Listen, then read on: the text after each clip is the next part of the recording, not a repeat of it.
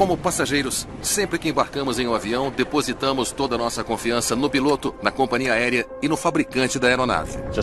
Era só mais um voo saindo de Nova York para mim. Embora voar continue sendo a forma mais segura de viajar, acidentes podem acontecer. Eu pensei, tem alguma coisa errada com esse avião. Por meio dos relatos dos sobreviventes, entrevistas com especialistas e dados das caixas pretas, recriamos os angustiantes momentos finais a bordo de voos notórios. Foi uma grande catástrofe. Mas o resultado poderia ter sido diferente.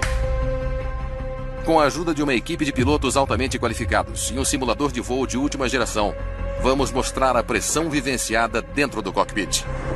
Tinha muita coisa para fazer. Ele não teve tempo. Quando se depararem com falhas, os pilotos comerciais, acrobáticos e militares precisarão tomar decisões de vida ou morte em frações de segundos. É difícil tentar levantar o nariz. Mayday, Mayday, Mayday. Como diferentes treinamentos afetarão os resultados. Estou com um problema de controle de voo e lutando para controlar a aeronave. Agora estou em pânico.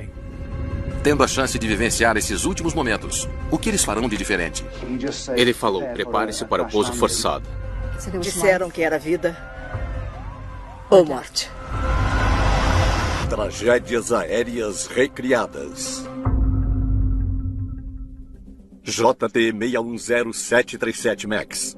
Em 2018, um Boeing 737 MAX que partia do aeroporto de Jakarta, na Indonésia, perdeu o controle e caiu no mar de Java, matando todas as 189 pessoas a bordo. 5 meses depois, outro 737 MAX quase idêntico caiu na Etiópia, fazendo com que toda a frota fosse remodelada ao redor do mundo.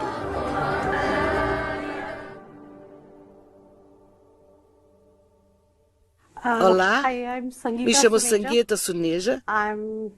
Sou mãe do capitão Suneja. Ele era uma criança feliz.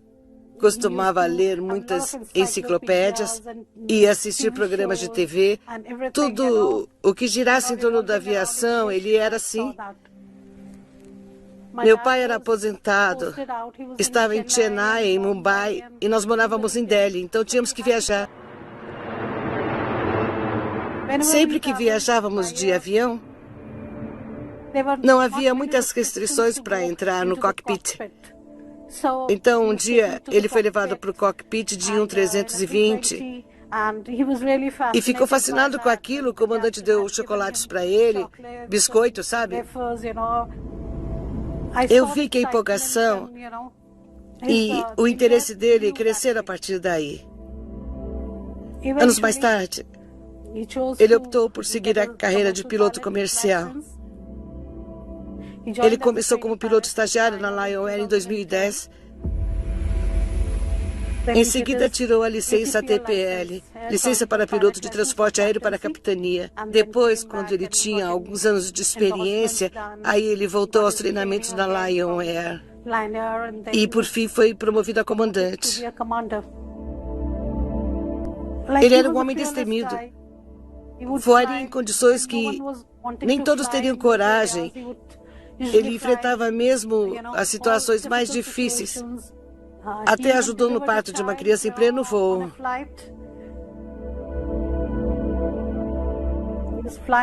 Meu filho pilotava um 737. Fazia voos fretados para Jakarta, Bali, China, vários países. E ele sonhava em fazer muitas mudanças em relação a tudo. Então ele tinha visão. Era um bom piloto. Estávamos em Jakarta, comemorando o aniversário de 31 anos dele.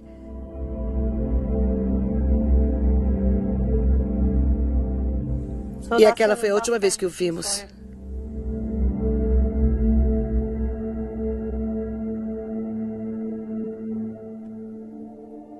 Desde criança sou fascinado pela aviação.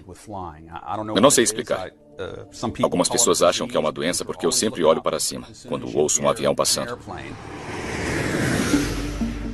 Nos últimos anos, a demanda por viagens aéreas cresceu muito, principalmente em partes do mundo como Índia e Ásia. Por isso, existe uma necessidade real de aviões da categoria de transporte, novos, que sejam eficientes em termos de combustível e que possam ser usados por companhias aéreas de maneira competitiva. As empresas Airbus e Boeing são, obviamente, as duas grandes líderes desse mercado. Então, elas estão constantemente competindo uma com a outra. A Airbus estava desenvolvendo um novo avião bimotor de transporte chamado Neo. E a Boeing não tinha um projeto em vista para competir com ele. Então eles decidiram pegar a série 737 e reformular. Daí nasceu o 737 MAX.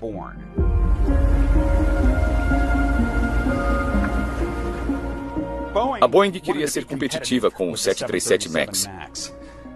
Eles não queriam vender um avião que exigisse das companhias aéreas o treinamento de milhares de pilotos por vários dias ou semanas. Custa muito dinheiro treinar pilotos. Então o discurso de vendas da Boeing era: esse é um avião novinho em folha, mais econômico, mais rápido, vocês vão adorar, e parece o antigo 737. Então não terão que pagar nada para treinar seus pilotos. Na verdade, acho que uma das companhias aéreas, a Boeing, confirmou isso, dizendo que se os pilotos tiverem que passar por algum treinamento com esses aviões, nós pagaremos $1 milhão por cada aeronave vendida. Esse era o quanto acreditavam no fato de que não era necessário nenhum treinamento. Por causa dos motores mais novos, pequenas diferenças aerodinâmicas, fuselagem e asas com formatos diferentes, foram criadas características de manuseio ligeiramente distintas em certos regimes de voo, em comparação ao 737 anterior. Devido às diferenças causadas por motores suspensos em certos regimes de voo, a Boeing entendeu que poderia lidar com isso fazendo alterações no software, adicionando um comando que permitiria que os controles de voo se movessem automaticamente sem que o piloto soubesse, para fazer com que parecesse um 737 mais antigo. Então, em certos voos, com determinada velocidade do ar, ângulos de inclinação, o software seria adicionado e mudaria a sensação do manche, o manche de controle, para que o piloto nem percebesse o que estava acontecendo. Essa foi a correção. O software que a Boeing criou foi o Sistema de Aumento de Características de Manobra, ou MCAS, projetado para ajudar os pilotos a controlar a aeronave em determinadas situações. O novo software não foi incluído no treinamento ou no manual da aeronave.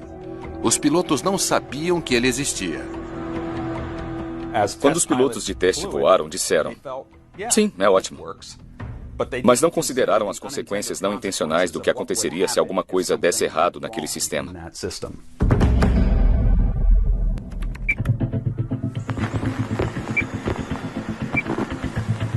Para nos ajudar a entender e investigar o voo, vamos contar com o auxílio de um simulador equipado com tecnologia de última geração, controles precisos e software moderno. Grandes mudanças na tecnologia fizeram com que os simuladores de voo, geralmente reservados para companhias aéreas, governos e grandes empresas, agora fossem infinitamente mais acessíveis. Vamos lá. Ao inserir os dados da caixa preta real e descobrir as gravações de voz da cabine, nossos pilotos podem recriar com precisão o perfil do voo, para nos dar uma melhor compreensão do que aconteceu dentro da cabine. Hoje, o comandante Andy Green e o piloto Dave Unwin voarão no Boeing 737 MAX e enfrentarão exatamente os mesmos problemas que a tripulação do voo 610 da Lion Air enfrentou. É uma situação de emergência.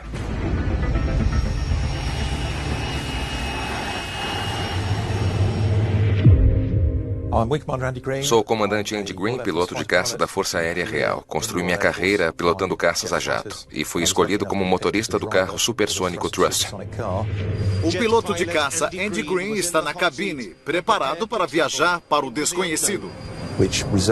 Estabelecemos o recorde mundial de velocidade terrestre em 97, o único recorde mundial de velocidade supersônica terrestre. Alimentado por 2 motores a jato de um Phantom Fighter, Trust SSC estabeleceu o recorde mundial de velocidade terrestre, atingindo 1.228 km por hora. Os simuladores são uma maneira eficaz de aprender a voar um jato. Lembro de ter aprendido a voar no Honk. O simulador era deixado aberto à noite para que os alunos viessem e praticassem várias vezes, para aprender o básico não só movendo os controles, mas também escaneando os instrumentos, decifrando o que está acontecendo, interpretando, a partir de informações limitadas, tudo o que está ocorrendo ao seu redor, e controlando sempre um passo à frente, com capitania, aeronavegabilidade e antecipação do que aconteceria a seguir e o que seria necessário fazer para manter você e o avião seguros. E o Phantom é muito mais complexo, com um sistema de combustível complexo, um sistema hidráulico complexo, sem contar as armas e o radar. Você aprende tudo isso no simulador antes de entrar no avião pela primeira vez e tem que voltar com frequência, não só durante o treinamento, mas pelo menos uma vez por mês, durante toda a sua carreira, para que aconteça o que acontecer, não seja uma surpresa para você. Você já viu, praticou antes e pensou sobre aquilo, então tem mais chances de acertar.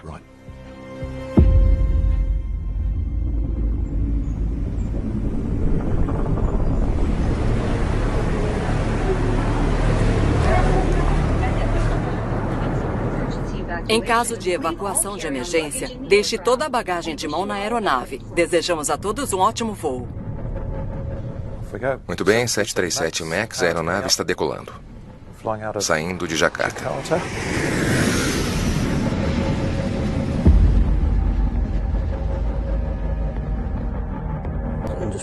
Estou acelerando o 737 MAX, decolando. Meu nome é David Unwin, sou piloto e jornalista de aviação. Voo há 30 anos e tive a sorte de pilotar mais de 300 tipos diferentes de aviões. É só deixar rodar. Está subindo, tudo certo. Segundo flap.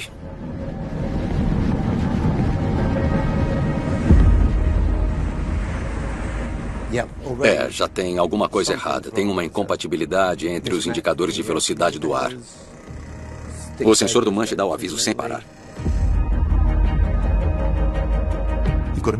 Temos uma incompatibilidade de velocidade. A dúvida é qual está correta. Se são as duas, e segundo o sensor está dizendo, você está muito lento, está prestes a cair. Então isso é bastante preocupante.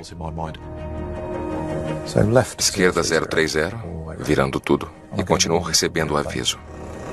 O sensor ainda está disparando.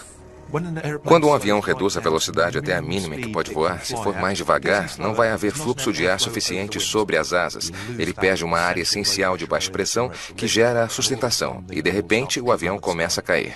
Isso se chama stall. Nessa hora, um pequeno motor elétrico vibra o manche, literalmente o sacode, e é muito difícil para o piloto ignorar. É preciso acelerar o avião e reduzir o ângulo de ataque para reconectar o fluxo de ar. Ainda fazendo a curva 045, subindo até a altitude designada. Estou tentando subir, tentando colocar ele no rumo. A velocidade está aumentando agora. O ângulo de ataque é um aspecto muito importante na aerodinâmica. É basicamente o ângulo em que o ar está atingindo o aerofólio. E isso determina quanta sustentação está sendo gerada por aquele aerofólio ou a asa. No entanto, se o sensor do manche está disparando inadvertidamente, não existe nada de errado com a aeronave. Um dos instrumentos está detectando uma coisa que não está acontecendo. Então o avião não está prestes a estolar, mas ainda assim o sensor dispara. Ele foi projetado para capturar e focar sua atenção. Então ele em si já foi um grande problema. Talvez o problema seja no compensador. Não sei porque estou mudando a velocidade e isso exige o uso do estabilizador. O compensador do avião é usado para reduzir as forças de controle que o piloto precisa ter enquanto pilota o avião. É um grande estabilizador horizontal que fica na parte de trás, na cauda do avião. Nesse modelo em particular, no 737, ele pode se mover para que seja possível manter a mesma velocidade no ar, a mesma altitude, mas sem precisar segurar muito o manche, porque ele elimina essa força. Usamos o compensador para ajustar o peso na cauda e chegar a um ponto neutro para que não haja sobrecarga no manche. Funciona bem, está se ajustando perfeitamente. Eu posso soltar e o manche não se movimenta. Mas talvez o compensador não esteja se estabilizando e continue a baixar o nariz. O compensador parece estar ficando pesado, o que é compreensível. Tentarei dar um jeito nisso. Sem tocar no manche, já está começando a cair. Não deveria estar acontecendo. Tem um problema no compensador. O nariz está pesado. Não consigo levantá-lo. Eu estou tentando corrigir isso. Parece que o compensador está se recuperando. Então, pelo menos, é um descontrole intermitente. O compensador não está totalmente fora de controle, porque uma hora ele se ajusta e depois se perde. Mas com certeza tem alguma coisa estranha acontecendo com o compensador. Lutar contra isso pelas próximas horas vai ser doloroso. O avião decolou e os sensores dispararam porque estavam recebendo uma leitura errada de um dos indicadores do ângulo de ataque. A sonda de ângulo de ataque, ou sensor, é um dispositivo muito simples. É como um moinho de vento que fica preso na lateral do avião e então ele se move conforme o avião é direcionado para cima e para baixo, em relação ao vento, enquanto ele cumpre a sua rota. Então existem sensores elétricos que medem esse ângulo naquele pequeno dispositivo e em seguida enviam para o computador de controle de voo dentro do avião. É mais uma dica para o piloto ver e garantir que a asa não está aerodinamicamente em stall. Na verdade, é uma imagem mais precisa do que só a velocidade do ar. Então, nesse caso, o sensor de ângulo de ataque esquerdo estava com defeito. E então o computador avisou: nossa, o ângulo de ataque está muito alto. Quando, na verdade, o avião não estava voando muito alto. Era só um defeito. Mas esse sensor mandou para o computador o comando de abaixar o nariz automaticamente, sem que o piloto soubesse o que estava acontecendo. Assim que o piloto tenta mover o compensador no controle dos polegares, os sensores param, o avião estabiliza e então o piloto pensa: ok, acho que está tudo bem agora. Mas depois de alguns segundos o computador avisa: ainda estou detectando o ângulo ruim. E tenta baixar o avião. Isso faz com que o piloto tente estabilizar, mover a aeronave na direção oposta. E ele fica passando por esse ciclo. Por cerca de 10 segundos o voo fica normal. E em seguida os sensores começam a ajustar o nariz para baixo, o que novamente aumenta as forças no manche, dificultando a direção. Infelizmente, com todo o tempo em que me distraí tentando solucionar esse problema, a velocidade do ar aumentou. E quanto mais rápido você for, mais sobrecarregado ficará o manche. Agora, está começando a acelerar. É muito difícil tentar levantar o nariz. O comandante que estava lutando contra os controles de voo resolveu entregar esses controles ao copiloto e disse: você controla o voo. Não explicou o que estava acontecendo, só entregou os controles para o copiloto. Então ele assumiu a aeronave e de repente tudo ficou muito confuso. É uma situação de emergência. Estou com um problema de controle e lutando para controlar a aeronave. É muito complicado para um piloto puxar o manche o mais forte que pode e ainda assim não ser o suficiente para contrabalancear os sensores do compensador. Foi fisicamente desafiador. Os músculos já deveriam estar doendo. O peso no manche é enorme. E eu diria que está fora de controle. Ele não teve tempo. Não havia nada que pudesse ter feito. Nada mesmo. Eu estava dirigindo para o trabalho. No caminho, meu marido me ligou várias vezes. Eu atendi a ligação e ele disse: se estiver dirigindo, encoste o carro em algum lugar e pare. Aí ele falou: não estou conseguindo encontrar o avião dele. Eu disse: eles vão encontrar. Se não conseguem encontrar, às vezes é porque foi desviado, não tem rede ou alguma coisa assim. Eles vão encontrar. Eu nunca poderia imaginar que uma coisa dessas pudesse acontecer. Depois eu acabei pesquisando para ver. e já estava lá. A aterrissagem forçada, o avião caiu.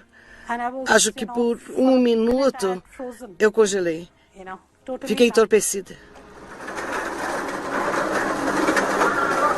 Após uma extensa operação de busca e resgate no local do acidente no Mar de Java, foi constatado que, tragicamente, todos os 181 passageiros e 8 tripulantes morreram.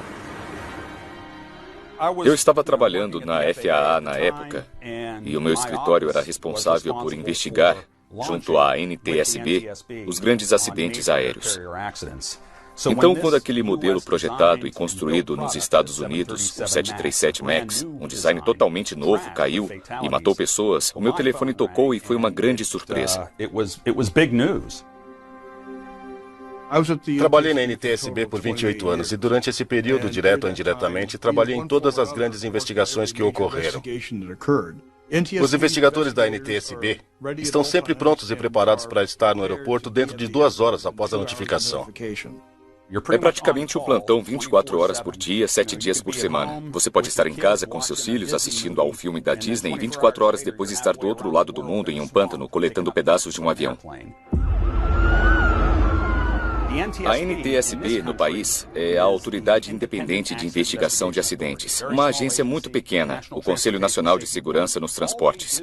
O que ela faz é investigar acidentes de transporte com o propósito de determinar a causa e fazer recomendações. A FAA, por outro lado, é a Autoridade de Aviação Civil.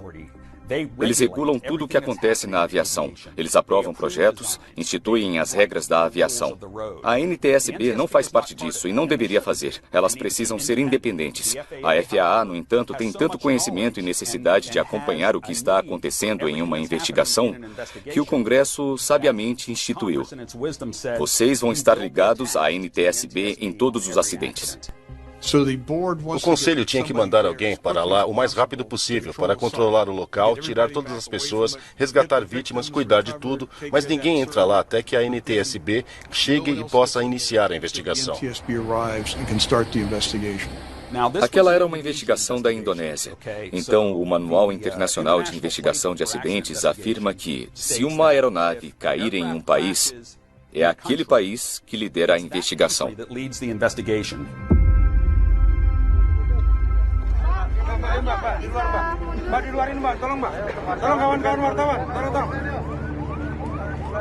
Não dá para saber muita coisa logo no início, nas primeiras horas depois de acontecer um acidente. Mas eles encontraram um gravador de voo alguns dias depois. As pessoas chamam de caixa preta, porque é uma caixa e ninguém sabe o que está dentro dela, mas é uma caixa laranja com listras brancas. O gravador de dados do voo e o gravador de voz do cockpit estão equipados com um pequeno dispositivo de sinalização que, quando é molhado, começa a emitir ondas sonoras. Então, se estiver na água, é possível tentar localizá-la por este som. Infelizmente, a bateria do dispositivo dura só cerca de 60 dias. Então, se o avião estiver na água, vamos ter mais ou menos 60 dias para encontrar esse gravador antes que as ondas parem. Eles levaram mais 2 meses para encontrar o gravador de voz da cabine. E depois de recuperarem, eles baixaram os dados e disseram que alguma coisa tinha dado errado com o sistema do compensador.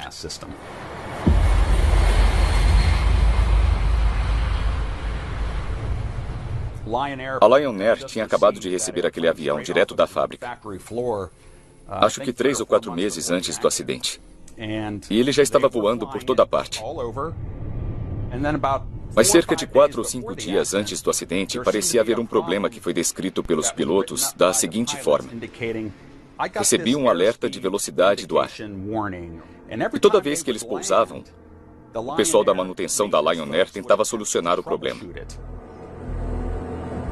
As anomalias continuaram acontecendo até o dia anterior ao acidente. Ele voou para Bali e, em Bali, novamente, tentaram solucionar o problema para ver por que os avisos estavam aparecendo para os pilotos.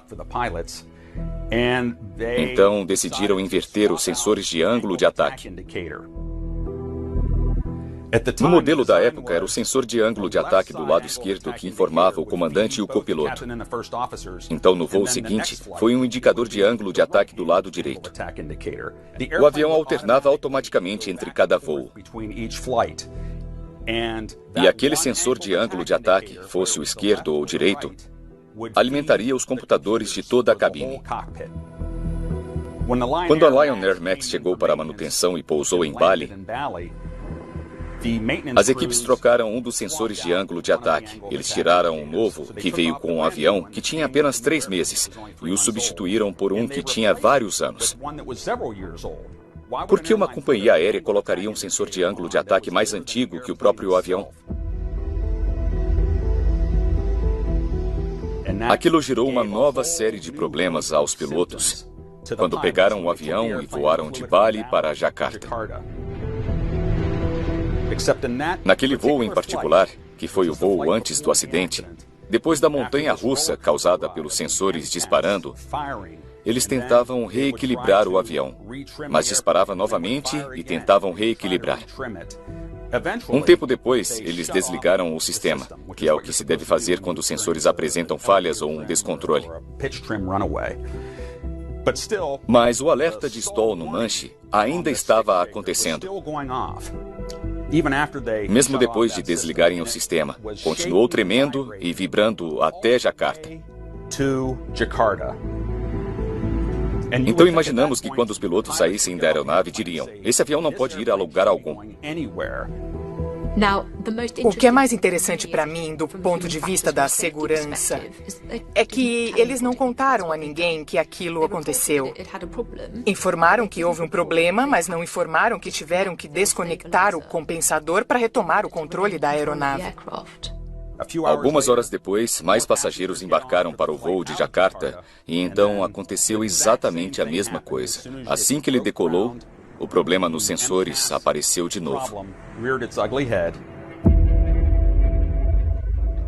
E ele caiu. Durante a investigação, houve muita frustração, existiam barreiras linguísticas. A Indonésia estava pedindo informações, a FAA estava pedindo informações à Boeing, então havia muito caos.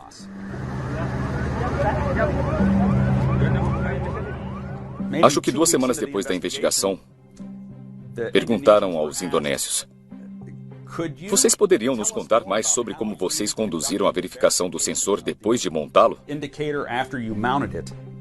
Porque existe um teste muito simples que é feito. Depois de montar o sensor de ângulo de ataque, é preciso verificar para ter certeza de que o ângulo está de acordo com o que o computador está mostrando. Logo depois, os indonésios forneceram fotos do mecânico supostamente fazendo isso pouco antes do voo do acidente. Ao analisarmos as fotos, havia muitas pistas que indicavam que estavam tentando fazer com que as autoridades de investigação de acidentes pensassem que os mecânicos fizeram o procedimento correto.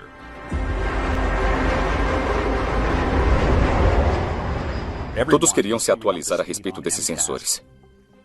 Em toda a sede da FAA e da NTSB perguntavam: o que é isso? Explica para nós. Depois do acidente da Lion Air, a Boeing e a FAA enviaram uma diretriz de emergência, um conjunto simples de instruções para pilotos de todo o mundo.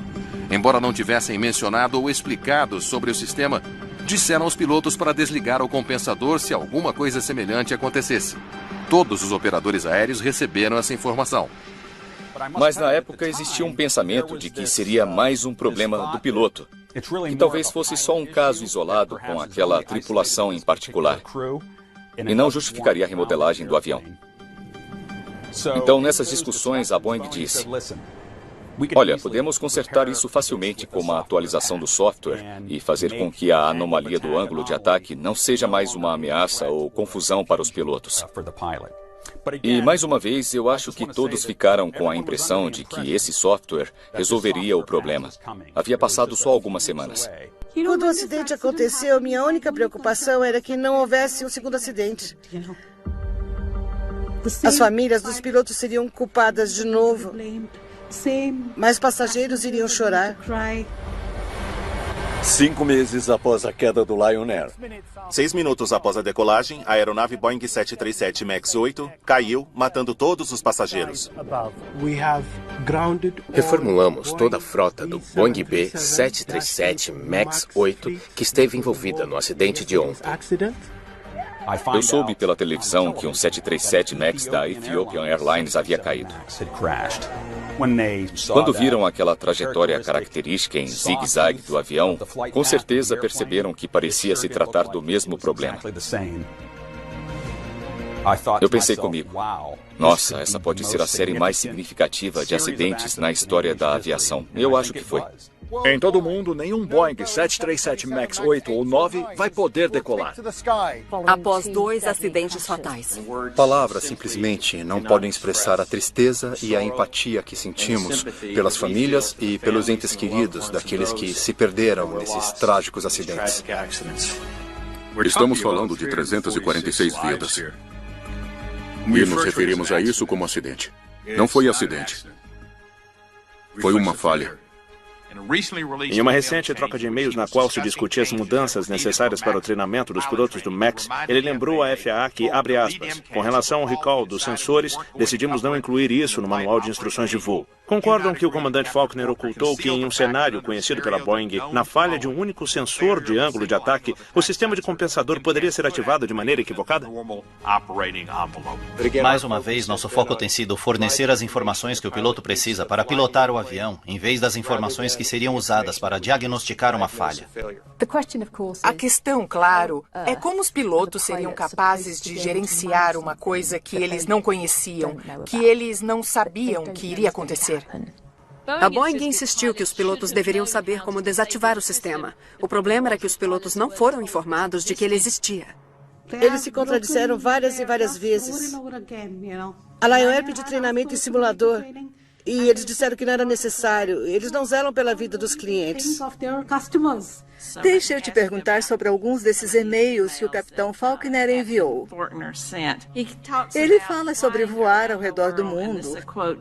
Nas palavras dele, persuadindo clientes estrangeiros a comprar sua aeronave. Eu não acho que aqueles e-mails tenham tido algum efeito na solução real do problema. Só mostrou como foram pouco profissionais e pintaram um retrato preciso da falta de profissionalismo de certos membros da FAA e da Boeing. No entanto, eles foram muito prejudiciais à reputação da Boeing e da FAA.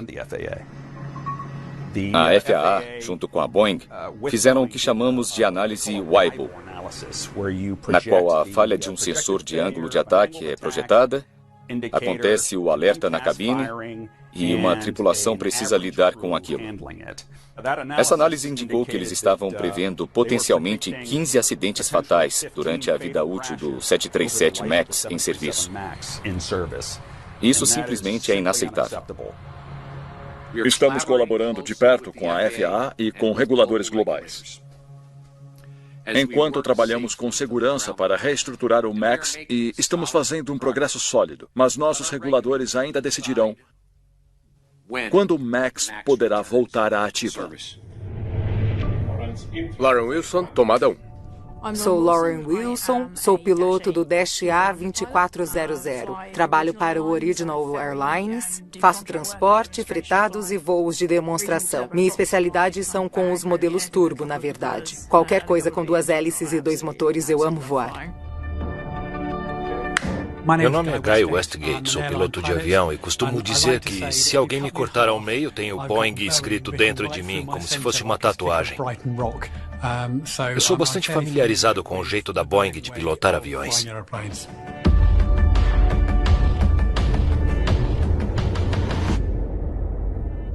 Quando confrontados com os mesmos problemas do voo 610 da Lion Air, como esses diferentes pilotos se sairão no simulador de última geração?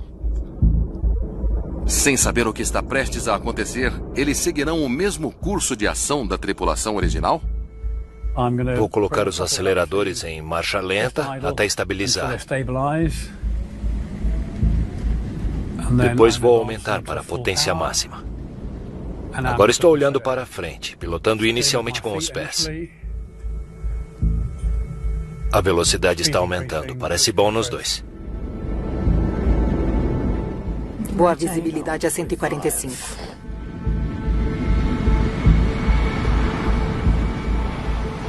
Muito bem, tudo certo. A aeronave subiu.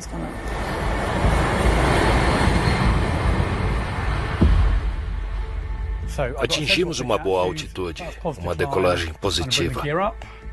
Vou aumentar um pouco a velocidade, já é suficiente para os flaps, então vou recolher. Oeste 315, 100 pés, virando à esquerda. Temos um alerta de sensor. Continuamos em curva, chegando a 150, então ainda temos um caminho a percorrer. Continuamos subindo, reduzindo a taxa de descida para 3.000 pés por minuto, reequilibrando. Por enquanto, o avião está indo bem. Os aceleradores estão estáveis, então, como podem ver, não estou tocando no manche agora. Estamos subindo um pouco porque não compensei perfeitamente, mas estamos indo muito bem. A velocidade é constante, a altitude está mais ou menos constante. O curioso é que ele está descendo bem rápido e eu estou tendo que puxar o manche com firmeza para manter a altitude. É estranho isso. Estou com o manche todo para trás, e estamos começando a descer ainda mais rápido. Estou perdendo, estamos começando a cair. Agora o nariz está baixando, não consigo controlar isso. E agora estou em pânico. Tudo bem, vamos lá, o que está acontecendo? Estamos caindo, falha mecânica. Preciso fazer alguma coisa, vou tentar acionar o compensador. O compensador está falhando e não tem nada que eu possa fazer nesse momento. É o Max, não é?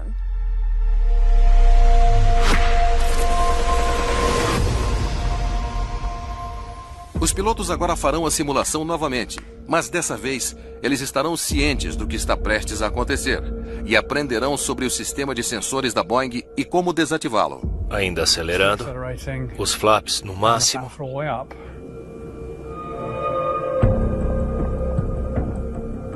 Preciso ir para 030. Eu vou virar à esquerda até 030. Nos controles de voo é preciso cautela. Estou começando a perder o controle do compensador. Estou tentando subir e ele está começando a cair. Vamos equilibrar. Estou com boa velocidade, boa potência e a altitude é satisfatória. O alerta não faz sentido porque a altitude está certa, a velocidade está certa. Acho que é um alerta equivocado. Vou parar de subir. Estamos descendo bem rápido. Estou com o manche todo para trás. Dá para ouvir a vibração que eu acho que vem do compensador. O manche está todo para trás. É muito incomum isso em um avião. Estou tentando manter... Estamos caindo nesse momento. Acho que o compensador está descontrolado. Estou tentando equilibrar. Vamos desligar o sistema. Vou desligar o sistema automático do compensador. Quando o sistema automático é desabilitado, o software não pode mais controlar a aeronave. Agora tenho o controle da aeronave. Estamos subindo. Nesse momento, eu ainda não tenho altitude suficiente para fazer ele voltar, para equilibrar de novo. A velocidade está aumentando. Estou com dificuldade para reduzir a potência e fazer com que o compensador estabilize. Se os pilotos tivessem desligado o sistema de compensação da aeronave e cortado a comunicação, eles teriam sido forçados a ajustar manualmente o compensador, movendo uma roda bem grande que fica dentro da cabine. Eu cortei o sistema automático. Posso mover o compensador com as mãos. Eu não lembro quantas vezes é preciso girar aquela roda só para fazer uma pequena mudança de direção, mas dá para fazer isso em uma situação de velocidade do ar normal. Não é fácil, mas é possível. Vai. Tudo bem, vou tentar manualmente.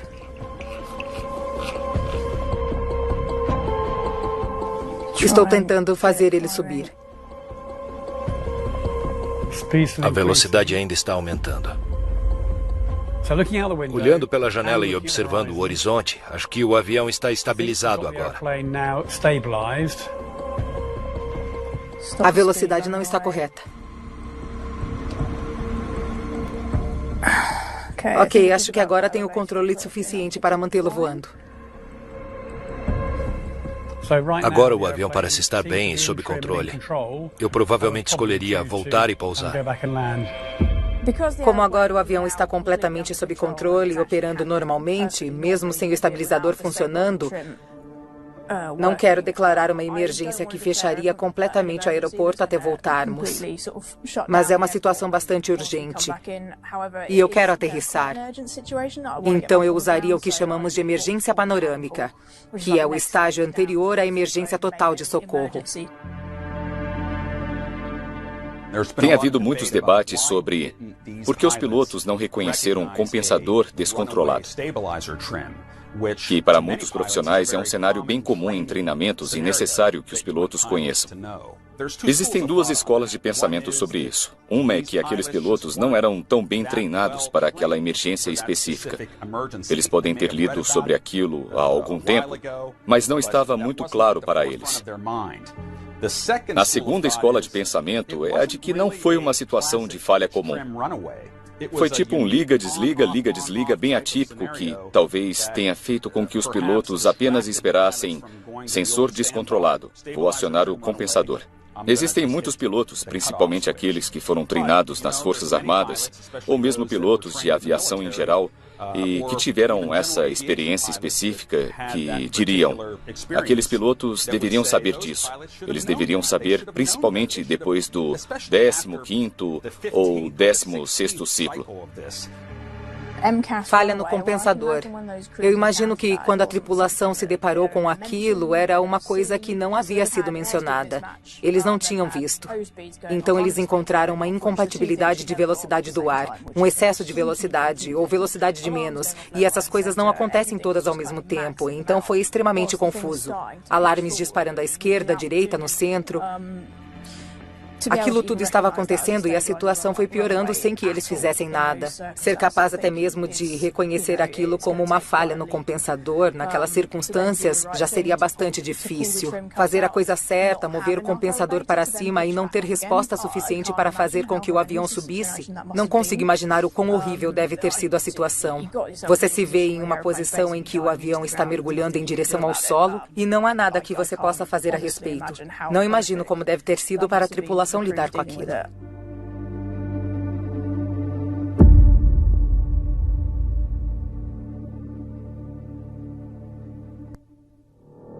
Em um teste final, nossos primeiros pilotos farão uma nova simulação para entender se uma recuperação poderia ter sido possível devido à velocidade, altura e às limitações físicas do avião. Recriando as circunstâncias de um dos acidentes do 737 MAX, eles atingiram 40 graus de inclinação do nariz e uma velocidade de 460 nós. Isso é muito rápido e muito íngreme. Vai ser muito difícil recuperar o avião. Vamos tentar e ver o que acontece. A partir dos 20 mil pés, vamos empurrar o nariz 40 graus para baixo e alcançar os 460 nós. Estou abaixando o nariz. Até os 40 graus. Estamos abaixo da linha do horizonte, há um desequilíbrio bem grande. É muito desconcertante, mesmo em um simulador. Mais um pouco. 40 graus, nariz para baixo. Estamos acelerando agora. Acelerando bem rápido. 40 graus de inclinação, 480, 490. Fechando os aceleradores. 40 graus, recuperando agora.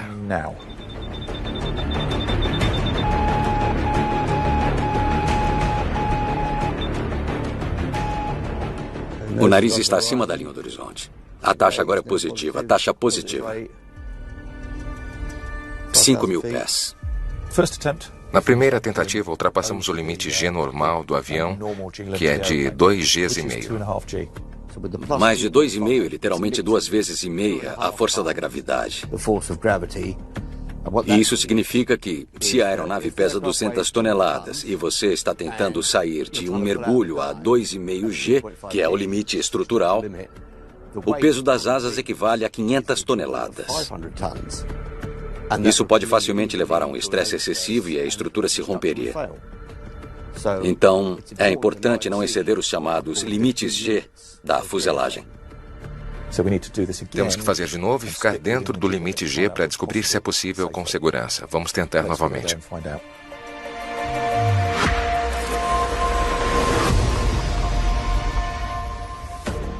Ok, vamos lá. Preparar para o mergulho. Descemos agora para 20 mil pés. 460 nós a 2 Gs e meio. Estou subindo bem devagar para não exceder o limite G de 2,5. Não é fácil. 360.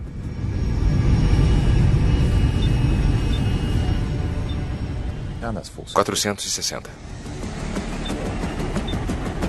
2.45, ponto 48, ponto 5, ponto 55, um pouco acima. Se exercer só alguns quilos de pressão extra no manche.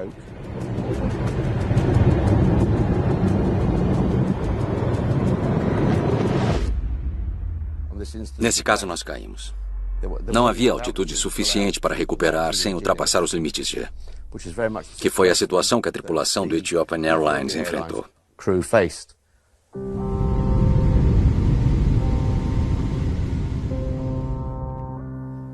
Então levou 11 mil pés para a recuperação. Estávamos com 40 graus de inclinação a 500 nós. E eu tinha a vantagem do medidor G. Então eu sabia que não poderia puxar muito e sobrecarregar a estrutura. A reação natural teria sido ter puxado muito mais forte do que eu. Se estiver muito abaixo dos 10 mil pés nessa situação, um acidente é garantido.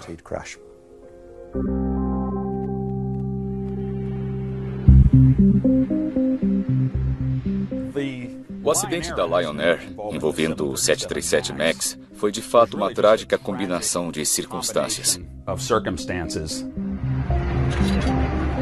Muita coisa mudou depois que a frota do 737 MAX foi reestruturada. A coisa mais importante foi o fato de que toda a arquitetura dos computadores de bordo passou a ser projetada para ser redundante.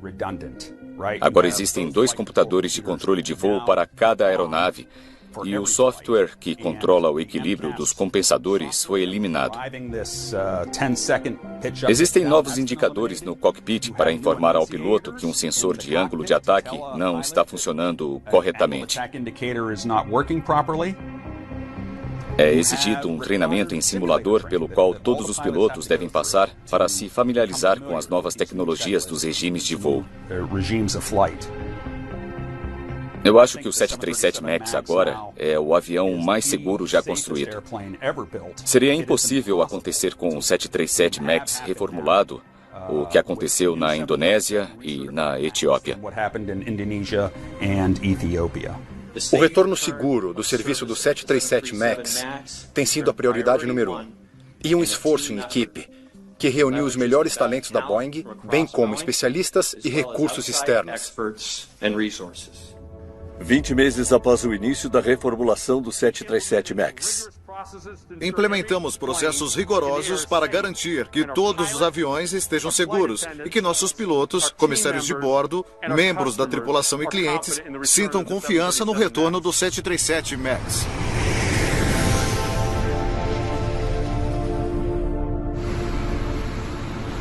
Os pilotos devem dominar a tecnologia do cockpit, mas quando a tecnologia falha, eles precisam ser capazes de pilotar um avião, não apenas pilotar um computador. Quero deixar claro que nada disso foi um reflexo do profissionalismo ou caráter dos pilotos da Lion Air ou da Ethiopian. Eles estavam lutando por suas vidas. Isso é o que importa. É preciso identificar essas deficiências antes que se tornem acidentes. E existiram muitas oportunidades nos dias que antecederam o acidente com o Lion Air para fazer isso. Mas ninguém disse nada até que fosse tarde demais. Ele confiava cegamente na Boeing. Porque esse era o tipo de respeito, o tipo de conexão que ele tinha com o 737. A maioria dos pilotos confia cegamente em suas máquinas. Essa é a cultura. E deve ser assim. Se não confiar, não voe. Escolhi passar por essa dor muitas vezes, várias e várias vezes, para que não tenha sido em vão o sacrifício de tantas vidas perdidas.